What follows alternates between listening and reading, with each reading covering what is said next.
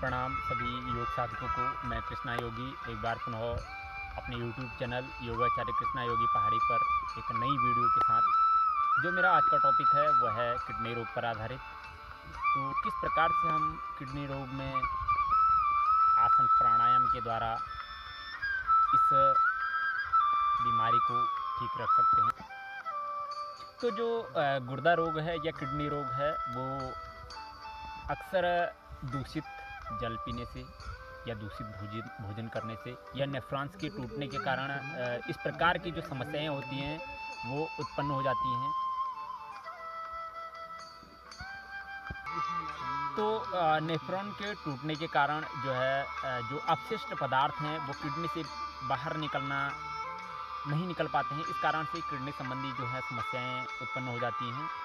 तो इस समस्या को दूर करने के लिए हम निम्न प्रकार के योगाभ्यासों को कर सकते हैं। उसमें हम सूर्य नमस्कार के अभ्यास, शीर्षासन के अभ्यास, इसके अलावा हलासन, पश्चिमोत्तानासन, उष्ट्रासन, शलभासन और धनुरासन, अर्धनौकासन इत्यादि का अभ्यास कर सकते हैं, जिसके द्वारा हम किडनी संबंधी समस्याओं को दूर कर सकते हैं।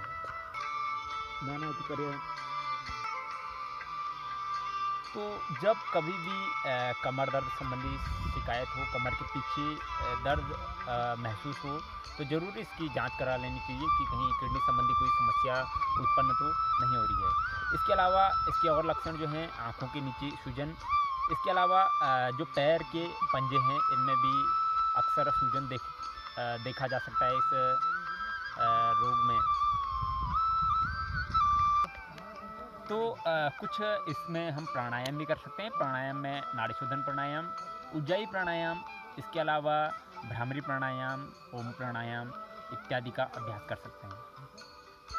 अगर उच्च रक्तचाप संबंधी कोई दिक्कत है तो उसमें हमें कपालभाति क्रिया नहीं करनी है, इसके अलावा अग्निसार क्रिया नहीं करनी है। अगर इस तरह की कोई समस्या नहीं है तो हम कपालभाति कर सकते हैं, सरल कपालभाति का अभ्यास कर सकते हैं। इसके अलावा अग्निसार क्रिया कर सकते हैं और उड्डयन बंद का अभ्यास कर सकते हैं। तो पहला अभ्यास हमारा सूर्य नमस्कार का। सूर्य नमस्कार में हम 12 आसन होते हैं हमारे, उन 12 आसनों को करने से किडनी संबंधी जो समस्या है हमारी पहला प्रणामासन, दूसरा हस्तोत्तान, तीसरा पादहस्तासन, चौथा दामस्य संचालन, पांचवां पर्वतासन, छठवां अष्टांग नमस्कार, सातवां भुजंगासन, आठवां पर्वतासन, नौवां वामस्य संचालन, 10वां पादहस्तासन, 11वां हस्तोत्तान और 12वां प्रणामासन। तो ये सूर्य नमस्कार के अभ्यास।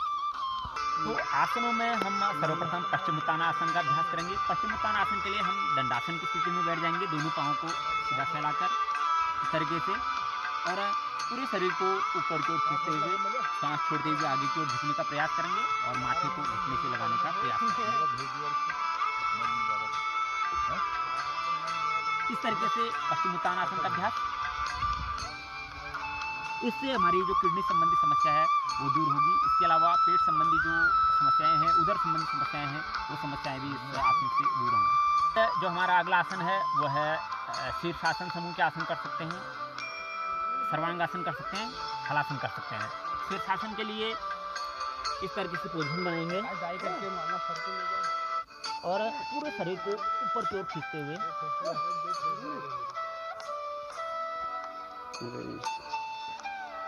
फिर उसी पोजीशन के साथ धीरे धीरे वापस आएंगे। ये हमारा शीर्षासन समूह का आसन। शीर्षासन से भी जो पेट संबंधी या लीवर संबंधी, किडनी संबंधी समस्या है वो दूर होती है। इसके अलावा अगला आसन हमारा हलासन। हलासन के लिए हम फिर से पीठ के बल लेट जाएंगे। पीठ के बल लेटकर पूरे पाँव को पीछे की ओर ले जाएंगे जितना संभव हो सके। इस तरीके से हलासन का अभ्यास के लिए हम पीठ के बल लेटकर पाँव को अपने सिर के पीछे ले जाएंगे, हल की तरह आकृति बना लेंगे। इससे भी जो लीवर या किडनी संबंधी हमारी समस्याएं हैं वो समस्याएं दूर होंगी।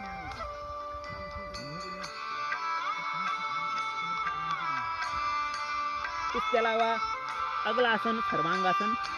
सर्वांगासन में फिर से हम पीठ के बल लेटे रहेंगे और पूरे शरीर को कंधे के बल ऊपर की ओर उठाने का प्रयास करेंगे।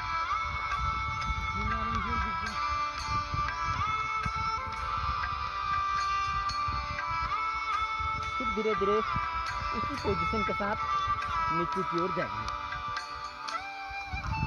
जो अगला आसन है हमारा वो है अर्धमत्स्य इंद्रियासन। अर्धमत्स्य इंद्रियासन के लिए पहले दंडासन की स्थिति में आएंगे, फिर पाँव को फोल्ड करके पीछे की ओर ले जाएंगे इस तरीके से। दूसरे पाँव को इस तरीके से सामने रखेंगे घुटने के सामने और इस साइड से पीछे की ओर पूरा मुड़ने का प्रयास करेंगे। इससे भी जो हमारी किडनी संबंधी समस्या है वो दूर होंगी।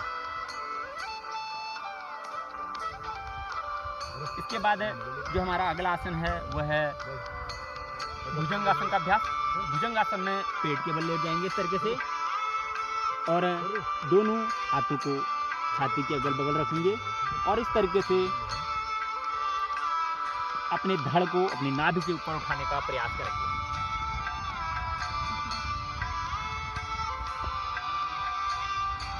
इस तरीके से ये हमारा अब पोज बनेगा भुजंगासन का। दोबारा से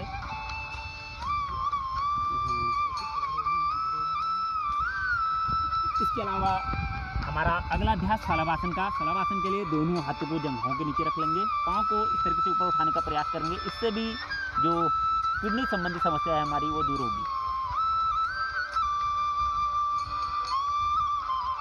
फिर धीरे धीरे रिलैक्स करेंगे। दोबारा से शलभासन का अभ्यास।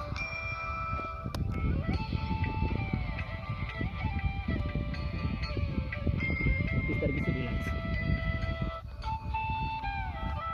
इसके बाद हमारा अगला आसन हम उत्तरासन का अभ्यास कर सकते हैं। इस तरीके से घुटनों के बल खड़े होंगे, अपने हाथों को पीछे की ओर ले जाकर शरीर को पीछे की ओर ले जाने का प्रयास करेंगे। खड़े हो।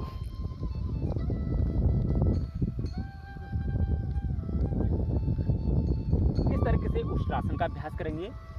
इसके बाद हम कुछ प्राणायाम कर सकते हैं। इसमें प्राणायामों के बारे में बताएंगे। पहला प्राणायाम नाड़ी शोधन प्राणायाम। नाड़ी शोधन प्राणायाम के द्वारा भी जो हमारी किडनी संबंधी समस्या है वो दूर होती है। नाड़ी शोधन प्राणायाम के लिए किसी भी ध्यानात्मक आसन में बैठकर इस तरीके से दाईं आंख को बंद करेंगे, बाईं नासिका से सांस लेंगे, फिर बाईं नासिका को बंद करके दाईं नासिका से सांस छोड़ देंगे, फिर दाईं नासिका से दोबारा लेंगे, बाईं नासिका से छोड़ देंगे, फिर बाईं नासिका से दोबारा लेंगे,